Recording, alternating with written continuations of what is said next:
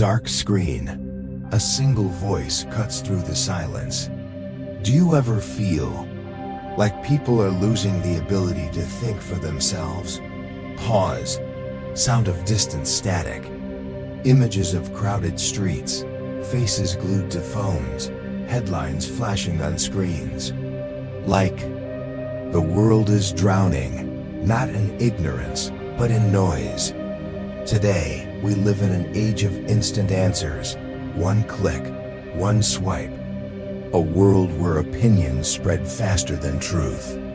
Where feelings shout louder than facts. And in the middle of this, critical thinking, the ability to question, reason, and decide for ourselves, is quietly disappearing.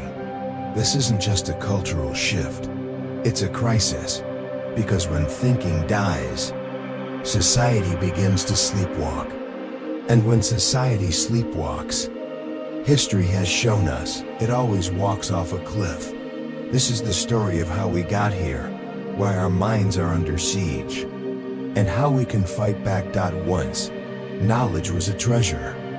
People crossed oceans for it, fought wars over it, built libraries as temples to it. Today, knowledge is everywhere. And yet, wisdom is nowhere. Why? Because information isn't enough.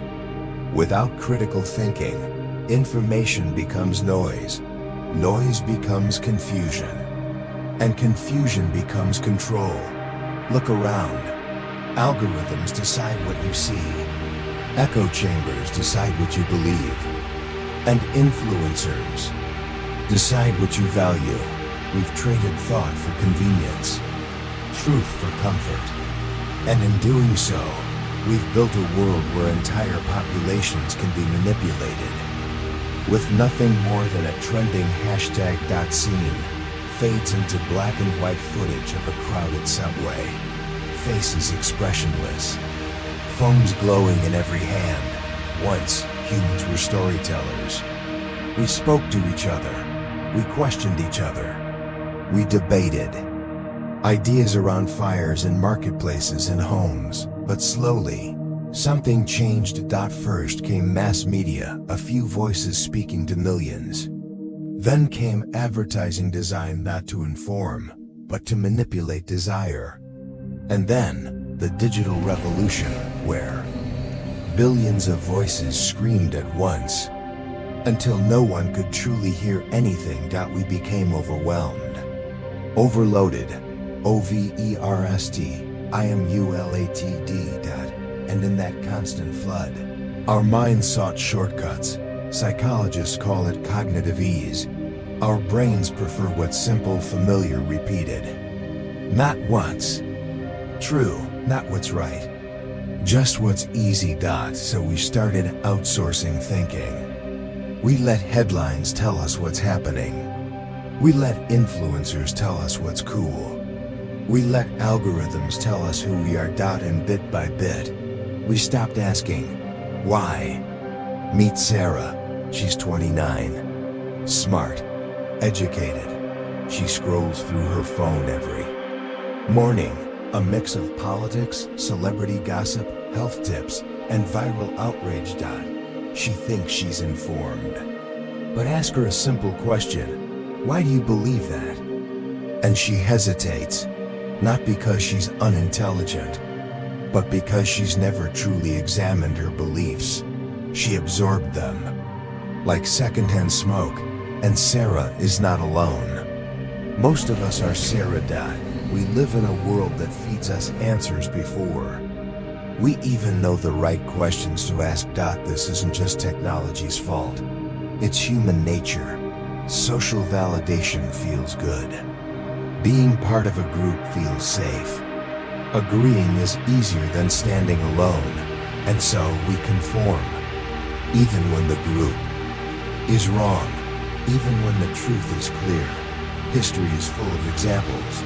The Salem witch trials, the rise of dictators, financial bubbles fueled by mass delusion. And each time, the pattern is the same. People stop thinking for themselves. That's what's happening now. Only this time, it's global. And digital scene opens with chaotic montages, fake headlines, violent protests, AI-generated deepfakes, people arguing online. There comes a moment in every story when things cannot continue as they are. A breaking point. For our world, that moment came quietly. No single explosion. No single event. Just a creeping realization. We can't trust anything anymore. News outlets contradicted each other. Social media became a battlefield of half-truths. Friends and families divided over realities that didn't even exist. Trust collapsed. Not just in governments, media, or institutions, but in each other. And when trust dies, society fragments. Remember Sarah? She's now overwhelmed. She doesn't know what's real. Every issue feels too big, too complex, too hopeless. So she disengages, stops caring, retreats into entertainment and distraction. Millions do the same. This is what psychologists call learned helplessness. When you feel powerless for too long, you stop trying altogether, and that's when the danger peaks. Not when people are angry, but when they stop believing they can make a difference. But not everyone gave up. Some refused to let their minds be hijacked. Teachers who taught students to question everything. Journalists who chose truth over clicks. Communities who gathered offline to think, debate, and build. It was small. It was fragile. But it was a spark, and sometimes a spark is all you need. Maybe you feel that spark right now. Maybe you're tired of feeling powerless.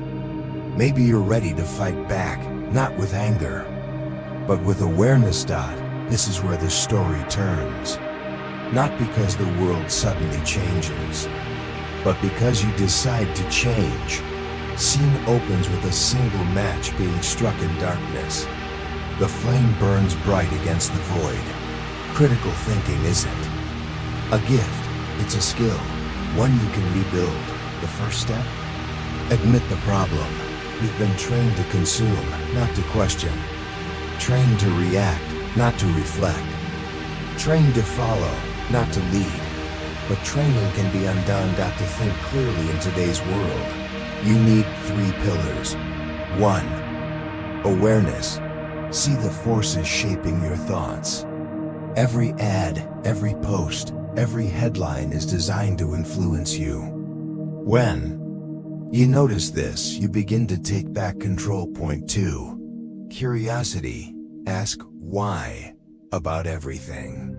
Curiosity cuts through propaganda like light through fog. It forces you to look deeper than the surface. Point 3. Courage. Stand alone if you must. Truth is often unpopular, but history belongs to those who had the courage to think differently. Turn off autopilot. Don't just scroll, analyze. Don't just consume, question. Read books that challenge your beliefs. Have conversations with people you disagree with. Spend time in silence away from screens. Thinking deeply isn't easy, but neither is being controlled. Sarah began small. She chose one topic she cared about. She researched it deeply. She discovered how much misinformation she'd absorbed. It was uncomfortable, but it was liberating. Soon she noticed patterns everywhere. How media framed stories, how peer pressure shaped opinions, how fear was used to sell ideas. Sarah wasn't awake in the conspiracy theory sense. She was simply aware. And awareness is power. The world doesn't need more noise. It needs more minds that can cut through it. That can be you. Yes, you. Because revolutions don't start with crowds. They start with one person, deciding they will no longer be passive. Scene begins with a sunrise over a city skyline. Streets slowly fill with people starting their day. Change doesn't come overnight, but it always begins the same way, with individuals choosing to live differently. The truth is, the world has always tried to control how we think. From kings and empires to corporations and algorithms, but humanity's greatest breakthrough, science, art, democracy, freedom, were born from those who refused to surrender their minds. We are heirs to that legacy. And now it's our turn. Imagine a society where children are taught how to think, not what to think. Where people disagree respectfully, because truth matters more than tribal victory. Where leaders cannot manipulate, because citizens refuse to be manipulated. This isn't a fantasy, it's a choice. A hard one, yes. But history shows us, it only takes a minority of thinkers to shift the direction of the majority. So ask yourself, will you be one of them? Will you slow down, look deeper, and question more? Will you have the courage to stand apart, to hold to reason when the crowd embraces madness? Because here's the truth, critical thinking isn't dying, it's waiting. Waiting for people like you to pick it up again. Sarah walks through the same subway she once drifted through, phone in hand. But now she looks up. She notices the ads on the walls, the anxious expressions on faces. She sees the system for what it is. She smiles. Not because the world has changed, but because she has. And that is always where real change begins. Calm, determined music builds. The age of noise doesn't have to be the end of thinking. It can be the test that makes us stronger. The question is, will we rise to it? The answer is not in governments, or algorithms, or someone else. The answer is you. So start today. Read, question, think, and never, ever surrender your mind. Because the future belongs to those who do not sleepwalk through it.